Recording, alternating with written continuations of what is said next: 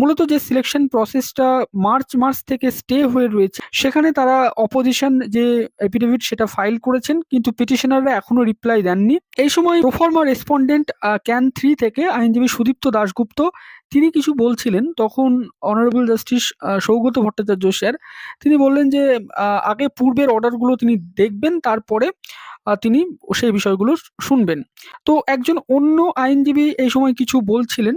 তখন মহামান্য বিচারপতি বললেন যে আগে বিষয়টি দেখি, পূর্বের অর্ডারগুলো দেখি, পরে অবশ্যই আপনার ম্যাটারটি কনসিডার করব। তো এরপরে সমস্ত প্লিডিং রেডি হয়েছে কিনা এই বিষয়টি মহামান্য বিচারপতি দেখতে লাগলেন।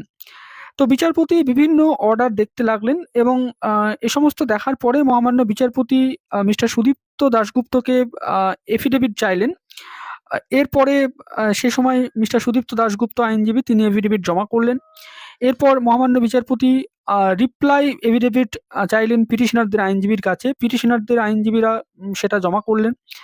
তো মহামান্য বিচারপতি প্রশ্ন করলেন যে কোনো পার্টির কি এফিডেভিট ফাইল করতে এই মুহূর্তে বাকি রয়েছে?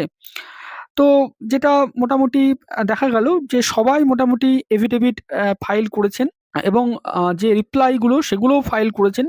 কিন্তু যেটা দেখা গেল যে পিটিশনারদের পক্ষ থেকে মূলত ক্যান 2 এ যে এফিডেভিট ফাইল করা হয়েছে তার রিপ্লাই তারা ফাইল করেননি।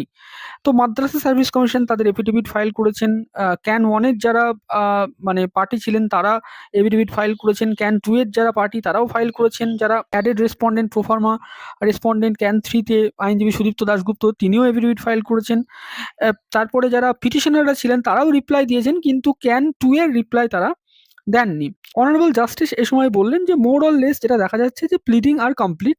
তাহলে ইস্যু যেটা দাঁড়াচ্ছে যে এই যে মামলায় যে টেটে অ্যাপিয়ারিং প্রার্থীরা পরীক্ষা দিয়েছিল এবং তারা যারা পাশ করেছেন অ্যাপিয়ারিং প্রার্থী তারা কি মেইন এক্সাম দিতে পারবেন কি পারবেন না, এটাই হচ্ছে ইস্যু এই মামলায়। তখন আইনজীবী সুদীপ্ত দাশগুপ্ত তিনি বিষয়টি একটু সংক্ষেপে মহামান্য বিচারপতিকে বললেন যে এই মামলার মূল ইস্যুটা কি।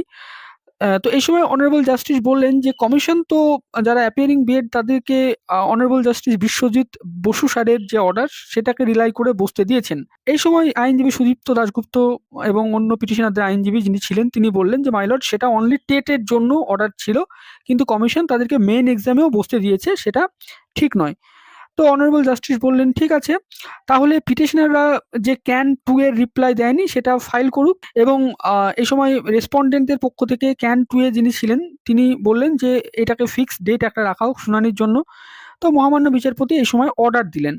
তো যে অর্ডারটি তিনি দিলেন যে আজকে ডব্লিউবিএমএসসি যেহেতু অ্যাকোমোডেশন চেয়েছিল ম্যাটারটি, তো সেই অ্যাকোমোডেশন গ্রান্ট করা হয়েছে, ফলে এই মামলাটিকে আজকে আর শুনানি করা হচ্ছে না। এর ফলে অ্যাফিডেভিট যেগুলো ফাইল করার কথা ছিল সেগুলো মোটামুটি ফাইলড হয়েছে। শুধুমাত্র পিটিশনারদের পক্ষ থেকে ক্যান 2 এর রিপ্লাই তারা ফাইল করেনি, সেটাকে ফাইল করতে বলা হলো। এবং এই যে ম্যাটারটি সেটাকে আবার দুপুর 2টোর সময় লিস্ট করা হলো ফিক্সড ম্যাটার হিসাবে under the same heading 17th July. তার মানে প্রায় বলা যেতে পারে আবার 1 মাসের কাছাকাছি মামলাটা পিছিয়ে গেল।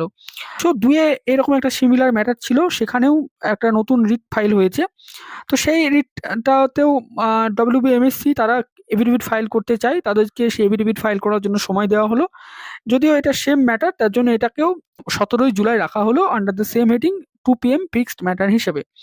তার মানে অ্যাপিয়ারিং বিএড সংক্রান্ত মাদ্রাসার যে মামলা, সেই মামলার কিন্তু আজকে কোনোরকম কোনো নিষ্পত্তি হলো না। মোটামুটি যে প্রসিডিওরগুলো এফিডেভিট ফাইল করা বা এইসব বিষয়গুলো সেগুলো মোটামুটি কমপ্লিট হয়েছে। এখন শুধু শুনানির দিনটা বাকি। তো শুনানির বিষয়টা নিয়ে একটা দিন মোটামুটি একটা হাফ শুনানি করালেই যেটা বোঝা যাচ্ছে যে ম্যাটারটি মোটামুটি মিটে যেতে পারে। একটা দিন বা খুব বড়জোর 2 টো মানে হাফ। তো সেক্ষেত্রে ম্যাটারটি 17ই জুলাই চলে গেল। তার মানে 17ই জুলাই অবধি কিন্তু এই যে স্টে অর্ডার সেটাও কিন্তু বহাল থাকলো।